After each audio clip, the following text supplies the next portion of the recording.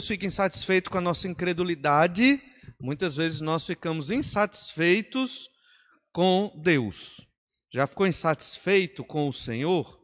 Você ora, faz seus pedidos a Deus, mas não recebe aquilo que você pediu. E muitas vezes, automaticamente, isso é automático, em muitos de nós, não vou dizer que em todos, mas muitos de nós, ficarmos insatisfeitos com Deus, chateados com o Senhor. Principalmente se nós somos crentes esforçados. Não é verdade? Somos crentes esforçados, estamos nos cultos da igreja, estamos lendo a Bíblia, temos vida de oração, pregamos o Evangelho, estou fazendo discípulos, né?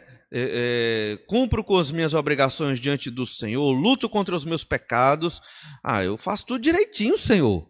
E aí eu oro, mas o Senhor não me dá o que eu peço, independente do que seja.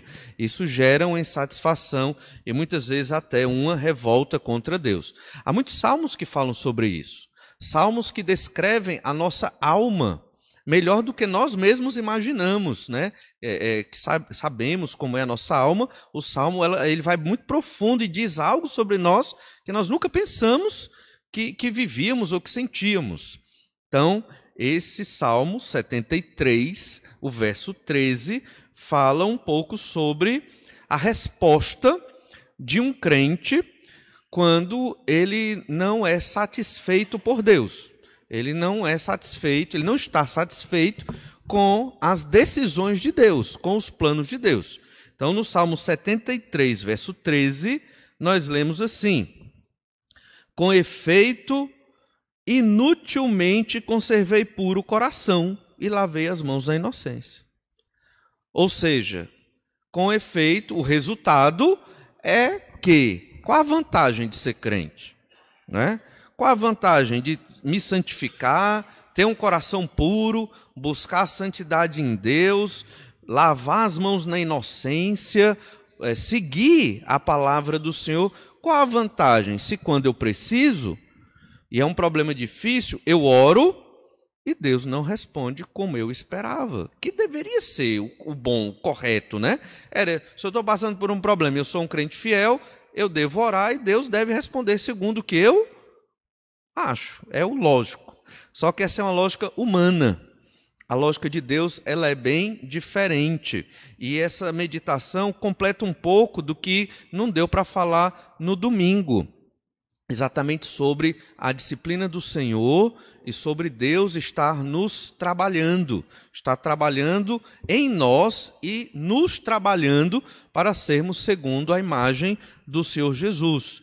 Então, pensando nesse versículo, quantas vezes você orou a Deus por situações e Deus não lhe deu, não respondeu, ou respondeu de modo negativo ao seu pedido e você ficou indignado, você ficou chateado, você não se conformou. E isso é muito humano, e é verdade, acredito que todos nós, seres humanos, pecadores, passamos por isso. Mas isso gera muitos problemas na nossa vida, quando nós não estamos satisfeitos com Deus, ou com o que Deus tem nos dado. Então vejamos 3 percepções da satisfação na vida do crente, do cristão. De cara, você deve saber que nós devemos estar satisfeitos com tudo que Deus nos dá. Tudo que nós temos, foi Deus que deu. Tudo, tudo. Tudo que você possa imaginar. Em matéria humana, família, em matéria financeira, em matéria profissional, tudo que você possa imaginar, foi Deus que lhe deu. Inclusive a condição de ter o que você tem, ter o que eu tenho. Temos que estar satisfeitos, porque não existe acaso, não existe destino, só existe Deus. E então, a primeira percepção é que a satisfação e a santificação, elas têm uma relação muito grande. Né? Eu me santifico a Deus, eu estou buscando me santificar ao Senhor e logo, eu imagino, eu tenho que ser satisfeito por Deus. Não necessariamente, Deus vai fazer aquilo que eu quero. O fato de eu me santificar, ter um coração puro, agradar ao Senhor, não significa que Deus agora é meu refém e faz exatamente o que eu quero.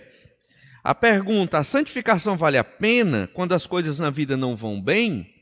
Claro que vale, embora muitos crentes façam diferente. A vida está difícil, eu me santifico tanto, para quê? Né? Chuta o balde. Agora eu não vou mais ser um crente tão esforçado, não. Agora eu vou relaxar. Agora eu vou aproveitar a vida. Agora, para que me esforçar tanto se eu não recebo nada em troca? Por que reagimos com desprezo diante da santificação a Deus? E muitas vezes acontece, né? Passamos por decepções, oramos, não há resposta. Para que ler a Bíblia? Para que orar? Para que igreja?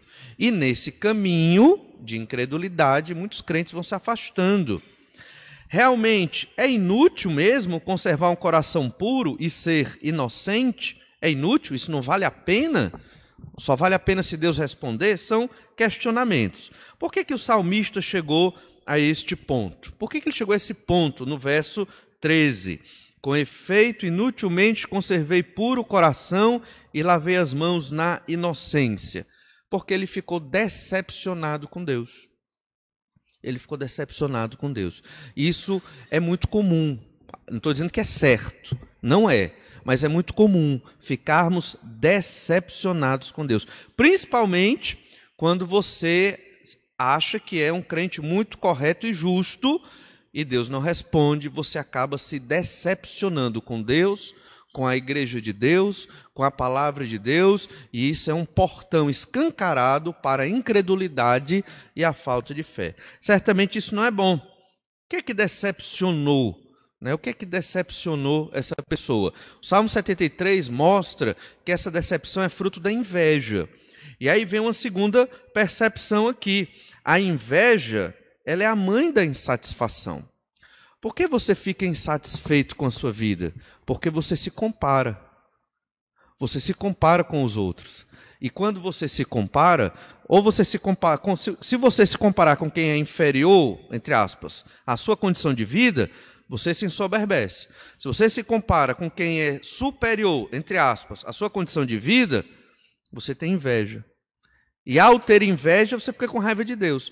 Principalmente quando essa inveja é de uma pessoa que não é crente, que vive fazendo bagunça e pecado na sua vida, ou até aquele irmão relapso na sua fé. Aí a nossa mente trabalha da seguinte maneira: como pode? Eu sou tão fiel, faço tudo, prego na igreja, não falta um culto, não é?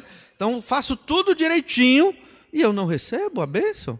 E o outro lá, né, às vezes um beberrão, tem vícios, vários pecados terríveis, e ele recebe?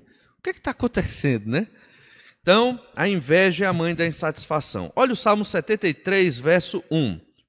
Salmo de Asaf: com efeito, Deus é bom para com Israel, para com os de coração limpo. Ele começa o Salmo declarando a verdade bíblica. Deus é bom para o povo de Israel, Deus é bom para todos os que se santificam, os que têm um coração limpo.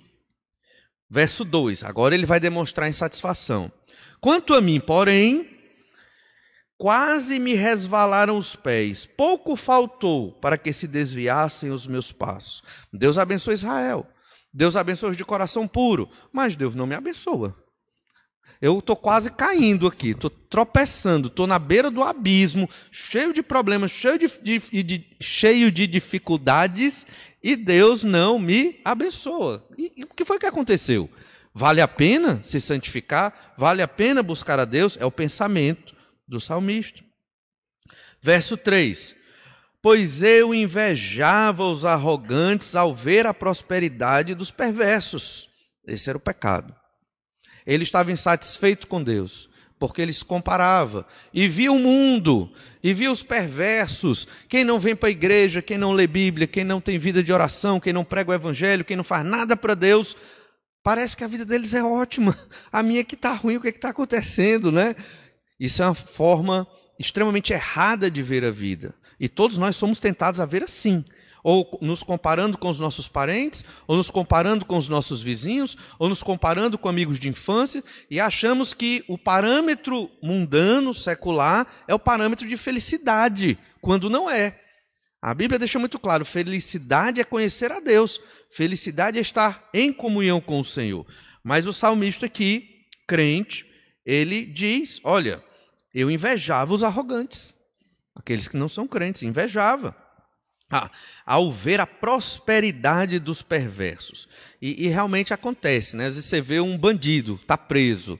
Rapaz, é uma saúde perfeita o cara tem, né? Usa drogas, bebe, fuma, nada. Nem febre chega perto do bandido, né? E às vezes, nós que buscamos ter uma saúde que agrade ao Senhor, passamos por tantas dificuldades. Verso 4.